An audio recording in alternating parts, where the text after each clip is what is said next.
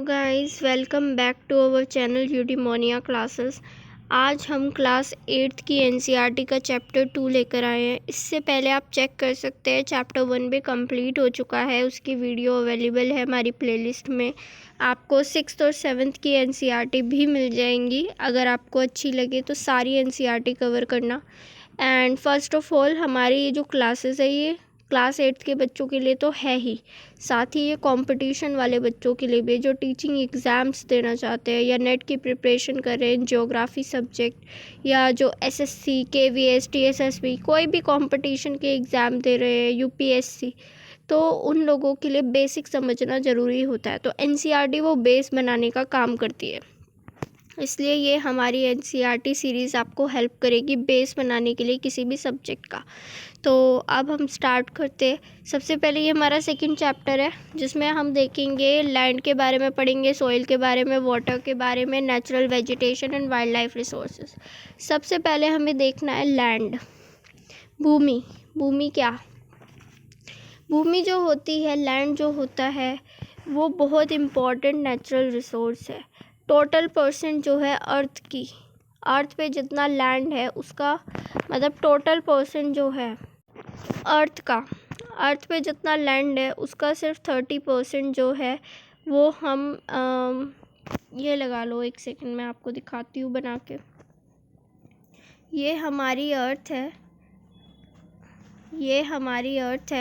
ये जो अर्थ है इस पे आप चारों तरफ पानी देखोगे, बस कुछ कुछ कॉन्टिनेंट्स आपको देखने को मिलेंगे। यहाँ पर कॉन्टिनेंट है, यहाँ पे कॉन्टिनेंट है। अगर आप ये कॉन्टिनेंट्स देखोगे तो इन कॉन्टिनेंट्स को देखोगे तो आपको पता लग जाएगा कि हमारी पृथ्वी पे सिर्फ 30% लैंड है और बाकी सब ओशियन है, पानी ही पानी है।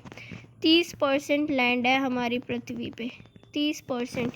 लेकिन क्या इस 30% में रहने की कंडीशंस हैं? तो इसका जवाब है कि 30% लैंड होते हुए भी रहते लोग कुछ ही प्लेस पे है, कुछ ही जगह पर है, सब जगह रहने लायक नहीं है।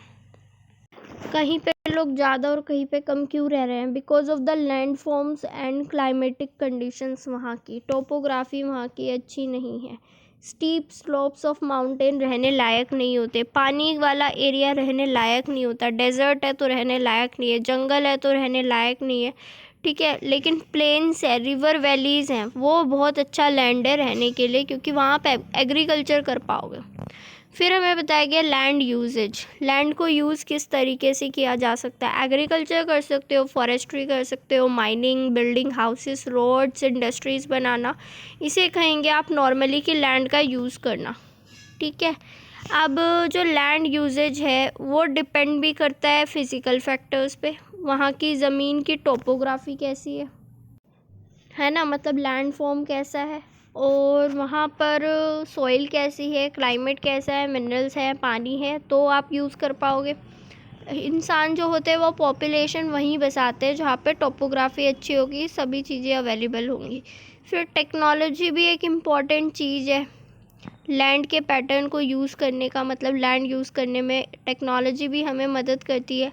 लैंड जो होता है उसको डिवाइड किया गया है दो में, एक प्राइवेट और कम्युनिटी, प्राइवेट एंड एक कम्युनिटी लैंड। प्राइवेट लैंड वो होता है जो आपने ओन कर रखा है, like your house, like you may own some place, खेत, कोई प्रॉपर्टी हो आपकी, खेत हो खाली, वो हो सकता है।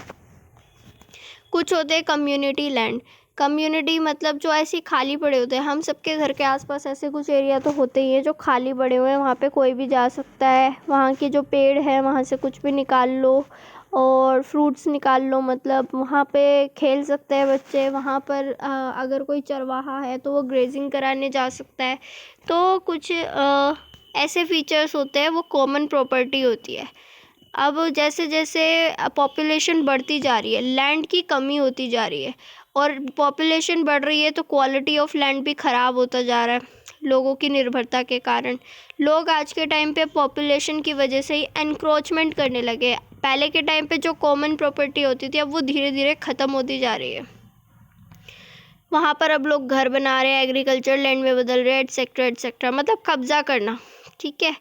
और ये हमारे कल्चरल चेंजेस को भी दिखाता है सोसाइटी में। आज के टाइम पे इसी वजह से land degradation, land slide, soil erosion, desertification ये सब देखने को मिल रहा है, क्योंकि हम ज़्यादा से ज़्यादा लैंड का यूज़ करते जा रहे हैं, कब्ज़ा करते जा रहे हैं। कोई एग्रीकल्चर बढ़ाता जा रहा है जंगल काट काट के, कोई कंस्ट्रक्शन एक्टिविटीज़ करता जा रहा है, रोड बना रहा है, पुल बना रहा है उस जगह पे, या फिर कुछ भी हम अपनी कंस्ट्रक्शन एक्टिविटीज़, होम्स, सब कुछ बनाते जा रहे हैं। जैसे कि फ़ोटो में देख सकते हैं पहले इंसान कैसे रहता था, फर्स्ट देन सेकंड, धीरे धीरे उसने घर बनाना स्टार्ट करा, पक्के घर बनाए तो भैया रोड भी चाहिए, रोड वगैरह बनाना स्टार्ट करा, पूरा शहर ही डेवलप हो गया। अब वहाँ पे क्या ही खेत है, क्या ही वहाँ पे हरियाली देखने को मिल रही है।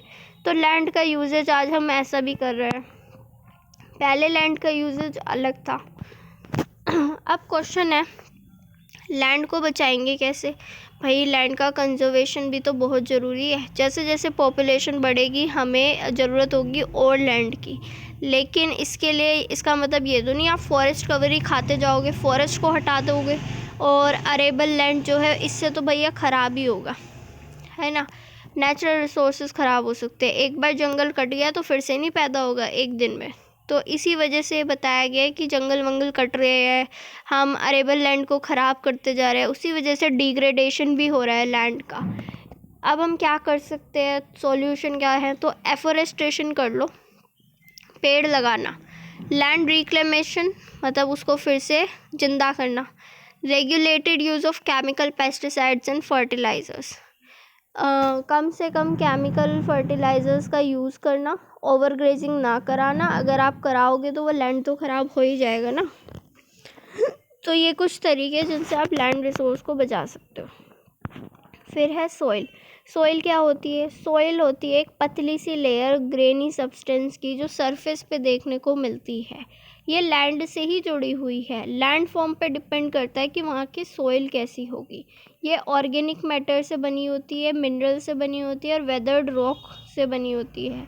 ये प्रोसेस से बनती है जिसे वेदरिंग कहा जाता है, वेदरिंग के प्रोसेस से। और इसके अंदर कुछ मिनरल्स एंड ऑर्गेनिक मैटर होते हैं जो इसे फर्टाइल बनाते हैं। जैसे मान लो ये सरफेस है, यहाँ पर नीचे कोई ना कोई रॉक थी, उस रॉक पे वेदरिंग वगैरह हुई, इरोजन, वेदरिंग, जिसकी वजह से ये रॉक जो है टुकड़ों टुकड़ों में टूटी होगी और इससे एक सॉइल बन गई होगी। तो ये सॉइल भी लाखों सालों में बनती है, एक दिन में नहीं बनती है। एक प्रोसेस के द्वारा, वेदरिंग के द्वारा यहाँ पर ये सॉइल बनी। और ये जो सॉइल बनी है ये तो रॉक पे निर्भर है ना, अपने आप थोड़ी बन गई। रॉक जैसी होगी, रॉक के फीचर पे निर्भर करती है। और इसके अंदर कुछ मिनरल्स पाए जाते हैं, बिकॉज रॉक के अंदर कुछ मिनरल्स होते हैं, ठीक है। अब हम देखते हैं कि सॉइल फॉर्मेशन कैसे होता है। जो सॉइल फॉर्मेशन है वो होता है पेरेंट रॉक से, जो पेरेंट रॉक होती है, और कुछ क्लाइमेटिक कंडीशंस की वजह से। और भी फीचर्स हो सकते हैं, लाइक टोपोग्राफी की वजह से हो सकता है, ऑर्गेनिक मटेरियल की वजह से हो सकता है, टाइम की वजह से होता है। ये सब अलग अलग है प्लेस टू प्लेस। तो ये जो सॉइल बन रही है ये ऐसे ही नहीं बन जाती, इसको बनने के पीछे बहुत सारा टाइम लगता है। जैसे हम इस फ़ोटो में देखो, ये एक टॉप सॉइल है जिसमें हम अपनी एग्रीकल्चर कर रहे हैं, इसके नीचे सब सॉइल है जिसमें सैंड, सिल्ट, क्ले है। मतलब ये सॉइल का चेंजेस देखने को मिल रहे हैं। एक तरह से पेरेंट रॉक से ही ये सॉइल बनी थी, लेकिन धीरे धीरे उसमें कुछ ना कुछ चेंजेस आते गए टाइम के साथ, और ये चेंजेस से आज ये ऐसी सॉइल में बदल गई है। कल को एक टाइम आएगा जब ये नीचे वाली सॉइल भी आप यूज़ कर पाओगे, ठीक है। तो सॉइल को बनने में ऐसे टाइम लगता है। अब देखो यहाँ पे बताया गया पेरेंट रॉक की वजह से इसका colour, texture, chemical property, mineral content सब कुछ डिसाइड होता है। क्लाइमेट की वजह से अगर वहाँ अच्छी खासी बारिश है, टेम्परेचर है, तो वेदरिंग भी अच्छी खासी हो जाएगी, ह्यूमस बनता चला जाएगा। टाइम के हिसाब से ये मोटी पतली होती है, ज़्यादा टाइम हुआ होगा तो थोड़ी मोटी भी मिल सकती है लेयर, और अगर बहुत ही कम टाइम में बनी है तो अभी पतली लेयर होगी। रिलीफ के हिसाब से हाइट पे है, तो हाइट पे होगी तो नहीं बन पाएगी ना इतनी, हाइट पे होगी तो कैसे इतनी बन पाएगी, जरा सी बन पाएगी, हमेशा बहती चली जाएगी। रिलीफ पे भी निर्भर करता है। और एक्यूमुलेशन ऑफ सॉइल। फिर इसके बाद है फ्लोरा, फोना, माइक्रो ऑर्गेनिजम्स पे भी निर्भर करता है। जो ह्यूमस फॉर्मेशन है इन पे निर्भर करता है। उस पे अगर फ्लोरा फोना रही होगी तो ह्यूमस बन पाएगा, क्योंकि वो डेथ एंड डिके से बनता है। फिर इसके बाद है सॉइल को बचाने के क्या क्या तरीके हैं। देखो, सॉइल को बचाना बहुत ज़रूरी है। सॉइल एक रिसोर्स है हमारे लिए, और ये नेचुरल है बिल्कुल ही, इसे हम बना नहीं सकते। ये तो खुद बनी है लाखों सालों में। इसको डिग्रेडेशन को रोकना इसीलिए ज़रूरी है। और इसका डिग्रेडेशन क्यों हो रहा है? क्योंकि हम ओवर ग्रेजिंग कर रहे हैं, ओवर यूज़ कर रहे हैं, डिफॉरेस्टेशन कर रहे हैं, केमिकल्स का यूज़ कर रहे हैं, या बारिश के पानी की वजह से लैंडस्लाइड, फ्लड, बहुत सारे रीज़न्स है जिसकी वजह से ख़राब होती जा रही है। तो इसलिए हमें इसे बचाना पड़ेगा। तो उसकी बात करते हैं। सबसे पहले आप मल्चिंग कर सकते हो। मल्चिंग का मतलब क्या होता है? देखो, जो खाली मैदान है उस पे आप प्लांट्स वगैरह की लेयर लगा सकते हो। मतलब प्लांट्स भी नहीं, ऑर्गेनिक मैटर लगा सकते हो। जैसे कि फ़ोटो होगा, फ़ोटो नहीं है, चलो मैं बताती हूँ। इसमें पता है क्या होता है? देखो, मल्चिंग का तरीका होता है जिसमें आप जो प्लांट्स वगैरह होंगे, ये देखो सरफेस पे भी कर सकते हैं। मैंने माउंटेन के थ्रू समझाया है। दोनों तरीके से जो आपका लैंड है उनमें थोड़े बहुत प्लांट्स वगैरह तो होंगे ही, लेकिन उनके बीच में अगर आप कुछ ऑर्गेनिक मैटर लगा दोगे, जैसे कि स्ट्रॉ, सूखे झाड़ियाँ वगैरह, तो इससे क्या होगा? सॉइल का मॉइस्चर कहीं जाएगा नहीं, सॉइल हमेशा वहीं पे ही बनी रहेगी। तो ये माउंटेन पे भी किया जाता है, इसे कहते हैं मल्चिंग। फिर आता है कॉन्टोर बैरियर्स। अब की बार क्या हो रहा है? अब की बार आप बैरियर लगा रहे हो, जैसे स्टोन्स, ग्रास, सॉइल ये लगा देते हो, तो इससे बैरियर बन जाता है और सॉइल जो है वो कहीं बह नहीं पाएगी। फ़ोटो ये देखो, ये रहा कॉन्टोर प्लगिंग। इसमें आपका जो लैंड है उस पे आपने बैरियर बना दिया। कैसे? रॉक्स वगैरह रख के, स्टोन्स वगैरह रख के, ग्रास रख के, सॉइल को बहने से रोकने के लिए। और फिर ट्रेंच भी बना सकते हैं। ट्रेंच मतलब नाले टाइप बना देते हैं ताकि पानी बह जाए आराम से, सॉइल ख़राब ना हो। फिर आता है रॉक डैम। ये डैम बना दिए जाते हैं रॉक्स के, ताकि पानी को रोका जा सके या पानी का स्लो डाउन किया जा सके बहने से। तेज़ी से बहेगा तो ये सॉइल को भी बहा के ले जाएगा, इसीलिए। ठीक है। फिर आता है टेरेस फार्मिंग। टेरेस फार्मिंग जो होती है, ये तो आप क्लास 6 से ही देखते आ रहे हो, जिसमें हम माउंटेन्स के ऊपर टेरेस के फॉर्म में, जैसे कि माउंटेन ऐसा होता है लेकिन इसको चेंज कर दिया जाता है, अल्टर कर दिया जाता है इसके फॉर्मेशन को, और इसे ऐसे, जैसे सीढ़ियाँ नहीं बनाते, समथिंग उल्टी बना रही हूँ मैं, समथिंग सीढ़ियाँ टाइप बना दिया जाता है इसको चेंज करके, ताकि यहाँ पे एग्रीकल्चर किया जा सके और सॉइल ख़राब ना हो यहाँ की। ठीक है। तो फ्लैट लैंड जो होता है, लैंड को जो स्टीप स्लोप्स होते हैं माउंटेन के, उनको चेंज कर दिया जाता है फ्लैट में, ताकि एग्रीकल्चर वगैरह हो, तो इससे वेजिटेशन लगेगा, तो इससे सॉइल नहीं बहेगी। फिर इंटरक्रॉपिंग होता है। इंटरक्रॉपिंग का मतलब है कि अल्टरनेट क्रॉप्स उगाना, अल्टरनेट रोज़ में, अलग अलग टाइम पे। जैसे कि मतलब कि आप मान लो गर्मियों के सीज़न में आपने कोई फसल लगाई, ठीक है, और कुछ जगह खाली छोड़ दी दूसरे मौसम की क्रॉप के लिए, या फिर दूसरे मौसम की भी आपने लगा ली कुछ इस टाइप से। मतलब आप क्या करते हैं, लैंड को कभी खाली ही नहीं छोड़ते हैं।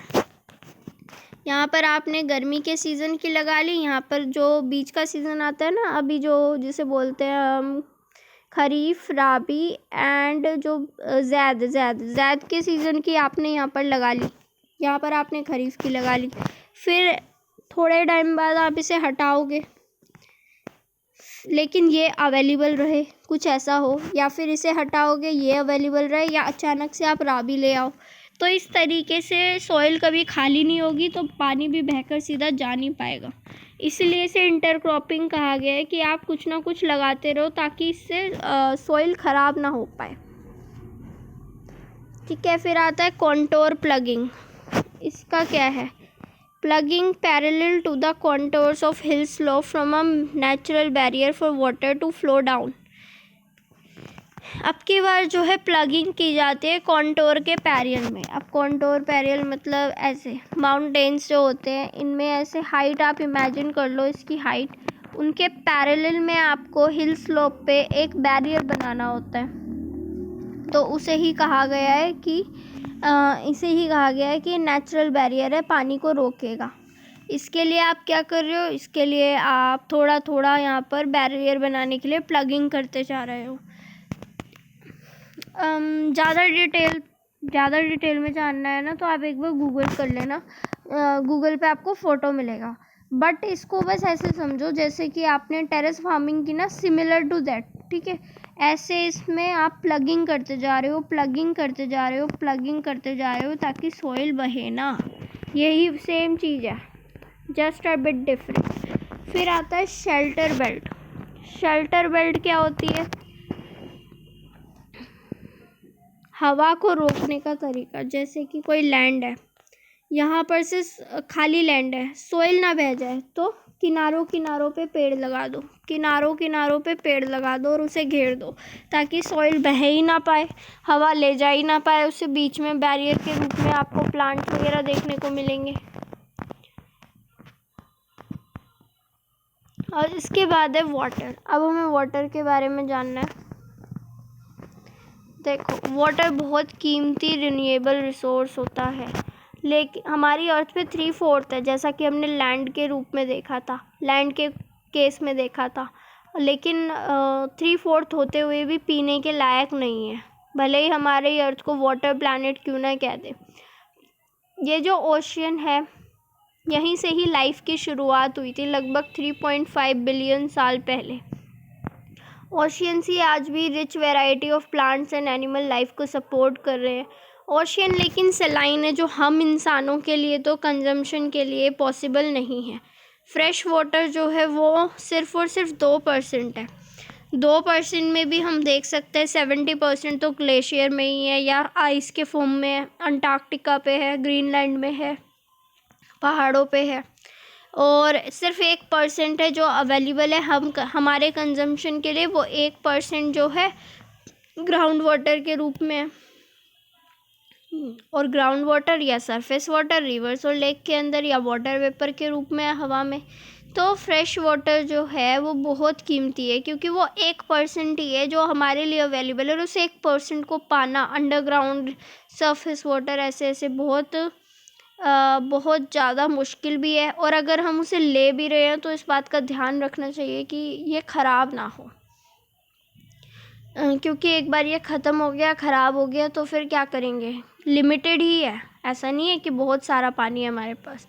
तो पानी में जो हम पानी के बारे में देखो, ये ना तो कभी अबेंडेंस में है और ना ही ये कभी होगा।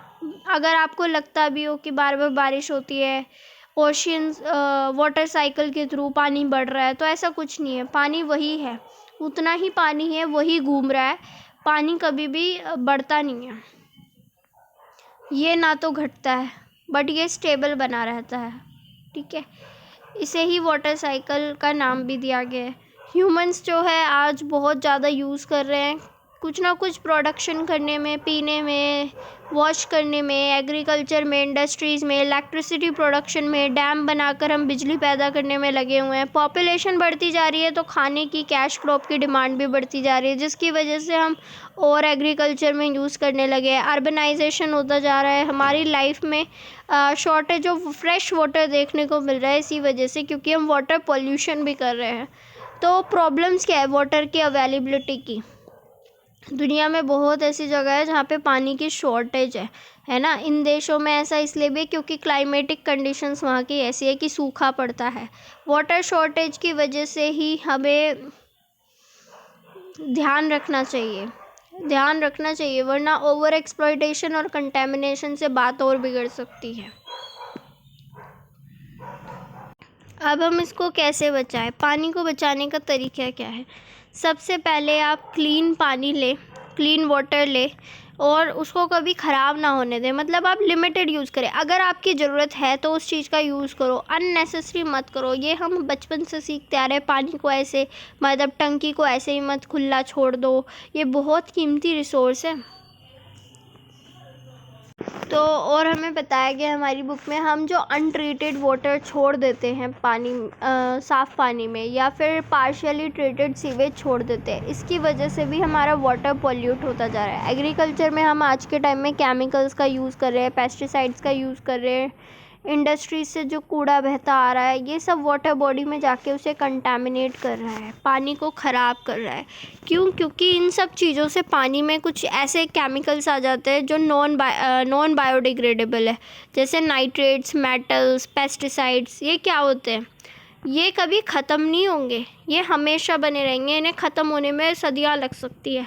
अगर ये ख़त्म ही नहीं होते, नॉन बायोडिग्रेडेबल हैं, तो हमारे शरीर में भी तो पहुँचेंगे। मान लो कोई नाइट्रेट वगैरह था, वो किसी फ़िश ने कंज्यूम कर लिया, फिर फ़िश को एक ह्यूमन ने कंज्यूम करा, इस तरीके से वो बीमार हो गया, तो ये इंसानों की चेन में पहुँच जाता है ये गंदा पानी जो है, क्योंकि ये कभी ख़त्म नहीं होते। वाटर पॉल्यूशन जो है, इसको ट्रीट करने की ज़रूरत है आज के टाइम पे।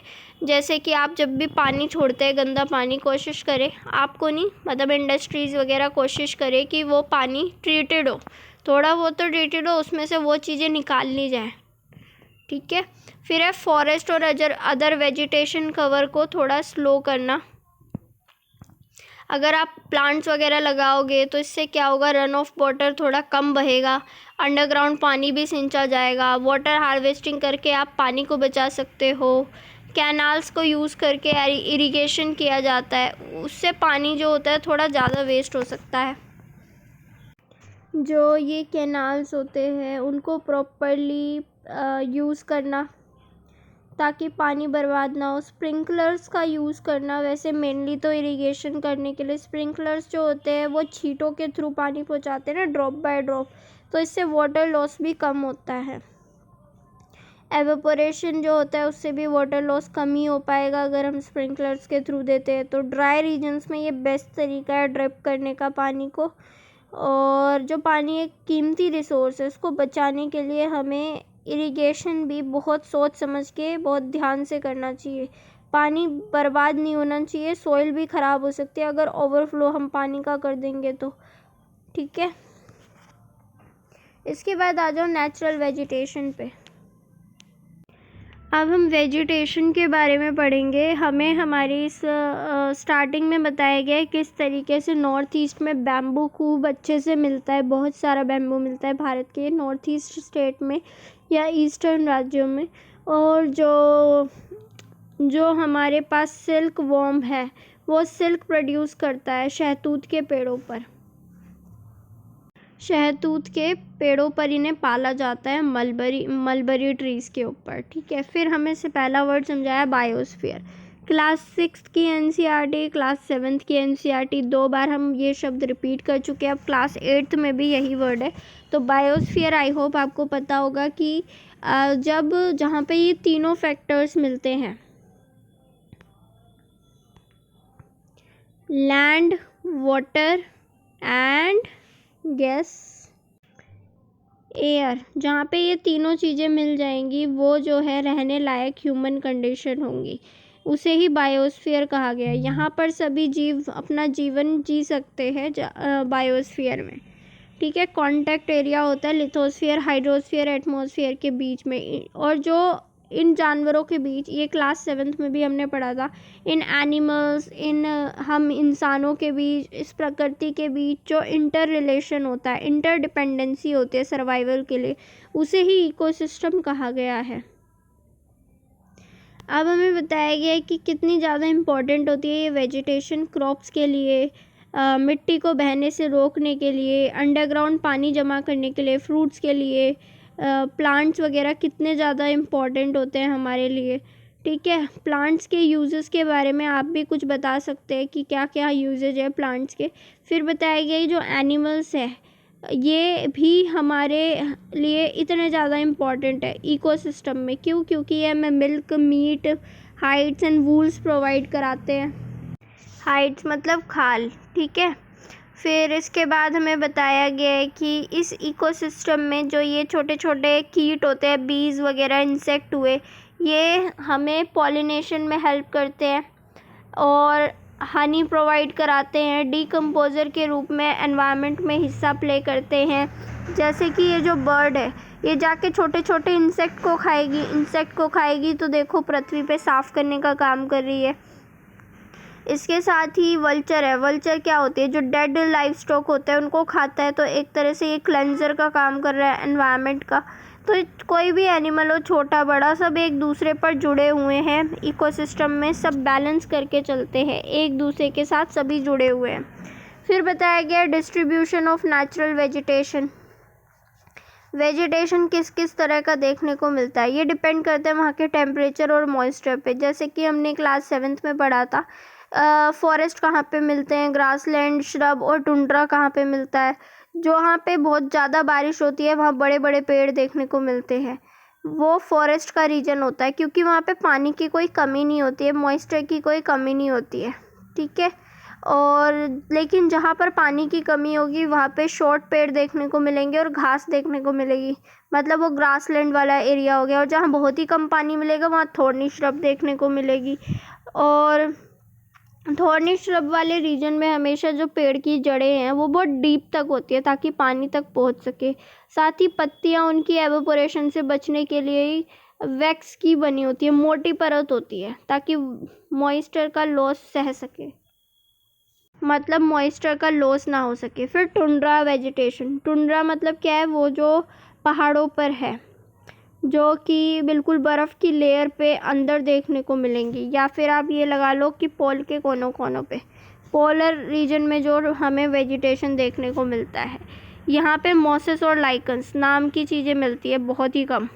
फिर इसके बाद बताया गया है कि जो हमारी नंबर्स बढ़ते जा रहे हैं पॉपुलेशन के, इसकी वजह से हम फॉरेस्ट कवर ख़त्म करते जा रहे हैं और इसी वजह से आज से इम्पॉर्टेंट रिसोर्स को बचाना बहुत ही ज़्यादा ज़रूरी है। इसको बचाने के तरीके क्या हैं?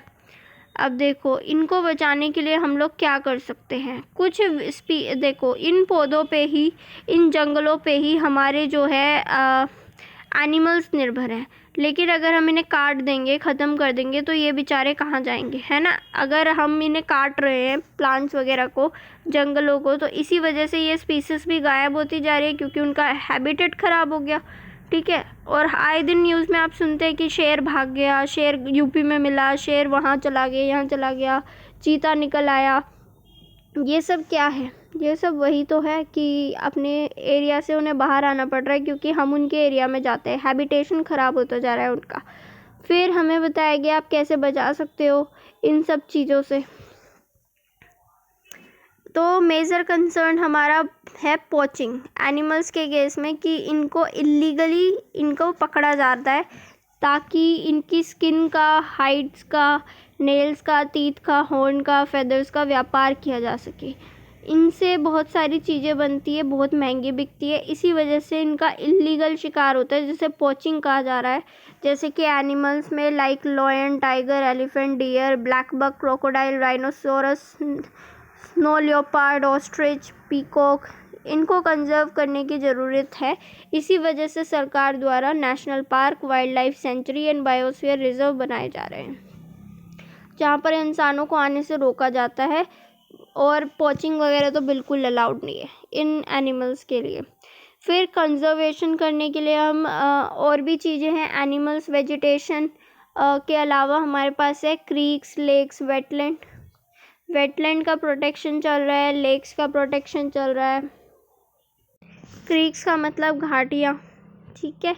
तो हमें इन स्पीसीज़ को, इन स्पीसीज़ के हैबिटेट को ख़राब नहीं करना चाहिए। इसका तरीका ह्यूमन एक्टिविटीज़ जो हैं वो कम रखी जाए इन कुछ एरियाज़ में, जैसे कि जो नेचुरल हैबिटेट्स है उनको बर्बाद ना किया जाए, हम किलिंग ना करें कुछ बर्ड्स एंड स्पीसीज़ की, इसकी वजह से वो एक्सटिंक्ट पर आ गए हैं।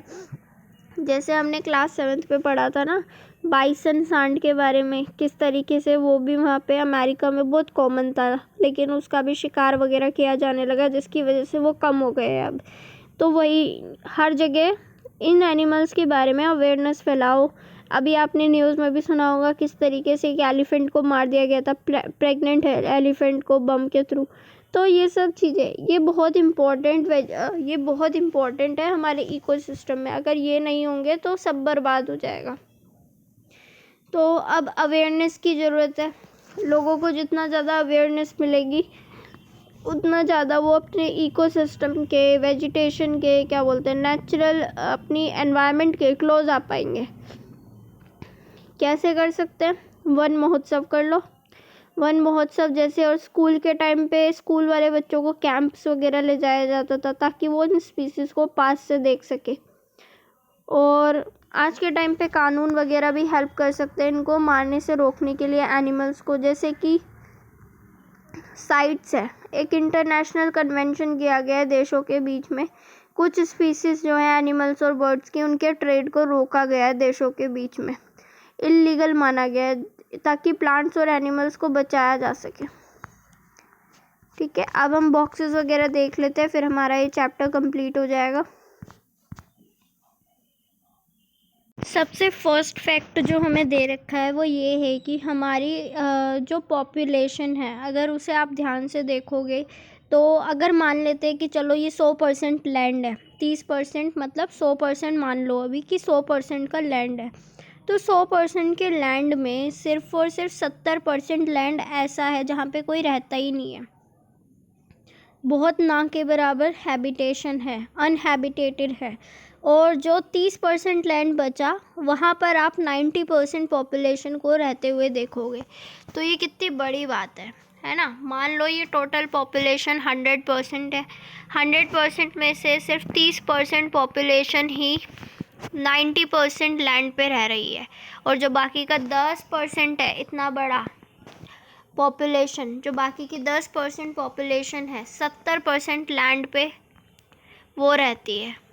मतलब हो सकता है माउंटेन्स हो और कोस्टल रीजन्स हो सकते हैं, माउंटेन हो सकते हैं, या फिर आप देख सकते हो टुंड्रा वाला रीजन, रेगिस्तानी रीजन, वहाँ पर 10% पॉपुलेशन है, 70% लैंड है पर वो, और 30% पॉपुलेशन 30% लैंड जो है उस पर 90% पॉपुलेशन है। तो ये कितना बड़ा आप देख सकते हो, लैंड कितना कीमती रिसोर्स है हमारे लिए। नेक्स्ट फैक्ट, वेदरिंग क्या होता है? डीके ऑफ एक्सपोज्ड रॉक्स, जो सरफेस पे रॉक होती है, दिखती है, उसका ब्रेकिंग हो जाना और टूटना बाय टेम्परेचर, फ्रॉस्ट के एक्शन से, प्लांट्स और एनिमल्स ह्यूमन एक्टिविटीज़ के कारण टूट जाना वेदरिंग कहलाता है। ये क्लास 7th क्लास 6th में भी हमने पढ़ा था। इसके बाद एक बार हम ये देख लेते हैं, सॉइल को बनने में हज़ारों साल लगते हैं सिर्फ 1 सेंटीमीटर सॉइल बनने में। अब ये देखो 1975 में जो इंसानों के द्वारा वाटर कंज्यूम किया जा रहा था वो 3850 क्यूबिक किलोमीटर ईयर होता था, क्यूबिक किलोमीटर ईयर, लेकिन अब ये 6000 से ज़्यादा हो चुका है 2000 ईयर में। ठीक है, तो हम पानी का यूजेज बढ़ा चुके हैं, अब हम ज़्यादा यूज़ कर रहे हैं। ये पॉपुलेशन चेंजेस की वजह से भी है, अर्बनाइजेशन की वजह से भी है। फिर इसके बाद है ड्रिपिंग टैप, जो एक चूती हुई नली होती है ना, नाली मतलब आपका टैप, उसमें एक साल में बूंद बूंद से 1200 लीटर तक पानी ख़राब हो जाता है। कितनी बड़ी बात है। अब इसके बाद देखो, आपने अमरेली जो है सौराष्ट्र की, सौराष्ट्र में एक जगह है अमरेली, वहाँ की पॉपुलेशन 1.5 लाख के तकरीबन है। वो पूरी तरह पानी खरीदने पर निर्भर है अपने आसपास की तालुका से। तो देखो कितनी बड़ी बात है, पानी खरीदना पड़ रहा है इस एरिया के लोगों को। अब river Yamuna is getting polluted due to sewage, industrial effluents and garbage. Water sprinkler ऐसा होता है, देखो बूंदों से पानी छिड़का जाता है। फिर आता है rain water harvesting. Rain water harvesting जो होता है पानी जमा करने का तरीका होता है। जैसे हम छत पे जमा कर सकते हैं और किसी और जगह पे गड्ढा वगैरह बना के प्रॉपर सिस्टम डेवलप करके अपने घरों में इसे जमा कर सकते हैं। ठीक है। और ये बताया गया है कि बारिश का ये जो पानी है, अगर 2 घंटे तक लगातार बारिश हो तो कम से कम उससे 8,000 लीटर तक पानी बचाया जा सकता है और उसको फ्यूचर यूज़ में यूज़ किया जा सकता है अलग अलग कामों के लिए, लाइक पोछा लगाना, बर्तन धोना। आप बहुत सारे काम कर सकते हो इनसे। पोछा लगा सकते हो, गाड़ी साफ़ कर सकते हो, प्लांट्स को भी पानी दे सकते हो। ठीक है। अब देखो, हमने इकोसिस्टम के बारे में पढ़ा था ना कि किस तरीके से छोटे छोटे एनिमल्स, प्लांट्स हमारे लिए कितने ज़्यादा इम्पोर्टेंट है।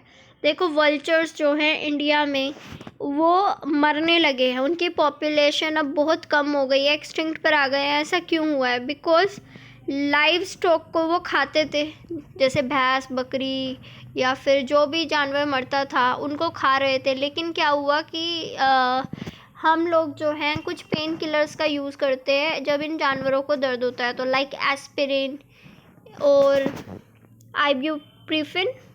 इबुप्रोफेन और डिक्लोफिनेक ऐसी बहुत सारी दवाइयाँ हम यूज़ कर रहे हैं, जिसकी वजह से जब गिद्ध इनको खा रहे हैं तो उनकी किडनी ख़राब हो रही है और उनके डेथ होने लगी। तो आप देख सकते हो किस तरीके से इकोसिस्टम को नुकसान हुआ। अब आप गिद्ध देख भी नहीं सकते हो, पहले नॉर्मली दिख जाते थे। चलो आगे बढ़े।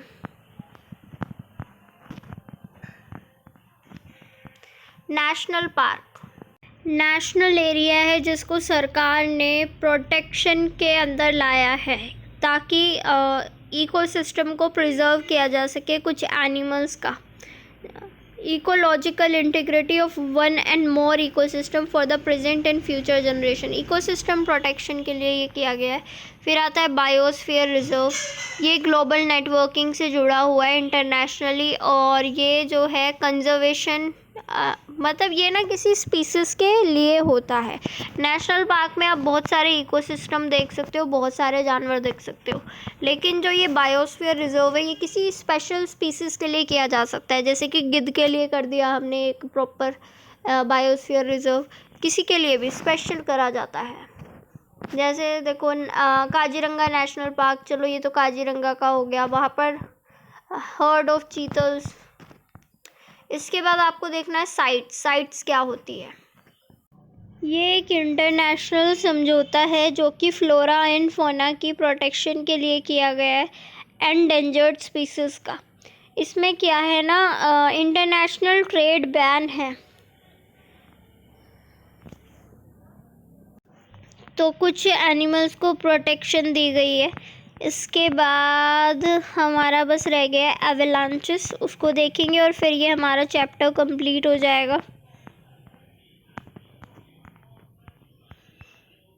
लैंडस्लाइड्स